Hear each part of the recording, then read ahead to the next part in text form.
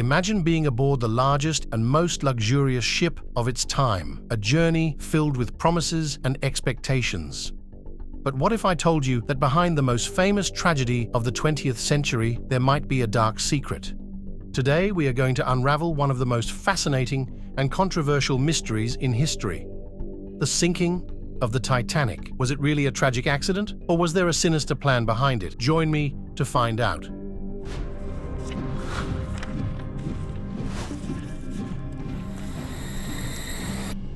The Titanic, known as the Unsinkable, was the largest and most luxurious ship of its era. It was built by the White Star Line, and its first and only voyage began on April 10, 1912, from Southampton, England, bound for New York. On board were 2,208 people, including some of the richest and most powerful individuals in the world.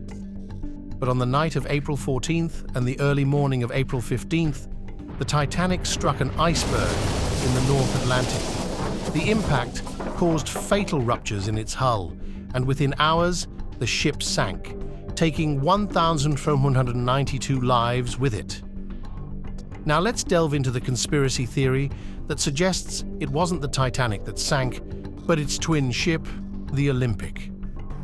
This theory begins with the financing and construction of both ships by the influential businessman and banker J.P. Morgan. The White Star Line, owned by Morgan, built three nearly identical sister ships: the Olympic, the Titanic, and the Britannic. The Olympic was the first to be completed and launched in 1911. However, the Olympic experienced a significant mishap when it collided with the HMS Hawk, a British Royal Navy cruiser, in September 1911. The collision with the HMS Hawk resulted in substantial damage to the Olympic's hull, including a bent keel and severe structural damage. The repair costs were enormous and put a financial strain on the White Star Line. The incident was a public relations disaster, and the Olympic was out of service for several months, undergoing extensive repairs. According to the conspiracy theory, J.P. Morgan faced a dilemma. The damaged Olympic represented a significant financial loss, and the company's reputation was at stake. Some theorists believe that Morgan devised a plan to switch the identities of the Titanic and the Olympic. The idea was to present the damaged Olympic as the Titanic, while the actual Titanic, disguised as the Olympic, would continue to operate without the stigma of the collision. This alleged switch would allow Morgan to stage a maritime disaster, sink the damaged ship, and collect the insurance money. The Titanic's maiden voyage provided the perfect cover for this scheme. If true, this plot was not only about financial gain, but also about removing certain influential individuals who opposed Morgan's interests. Various details fuel this theory. For instance, some survivors mentioned that the Titanic was thoroughly inspected before sailing at the request of J.P. Morgan. Moreover, comparing photos of the Titanic during its construction with those of the ship that sank reveals differences in design.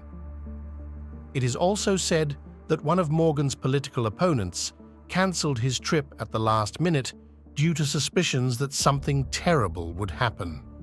This fact, among others, has strengthened the conspiracy theory. It has been speculated that prominent figures like Milton Hershey, the founder of the Hershey Chocolate Company, and J. Horace Harding, an investment banker, did not board the Titanic. Both had reserved passages but cancelled their trips at the last moment. Hershey cited an emergency at the factory, while Harding simply decided not to travel. While there is no conclusive physical evidence to support this theory, it is interesting to consider the motivations and circumstances of the time.